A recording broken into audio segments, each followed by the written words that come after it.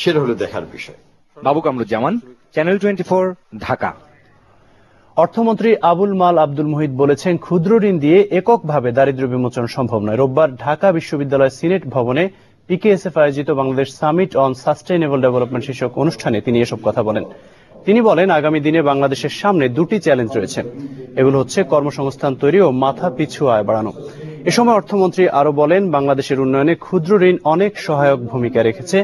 Doctor Mohammad Yunus এটাকে প্রাতিষ্ঠানিক রূপ দিয়েছেন। তবে ক্ষুদ্র ঋণ এককভাবে উন্নয়ন ঘটাতে পারে না, এর সঙ্গে আরো আনুষঙ্গিক বিষয় জড়িত।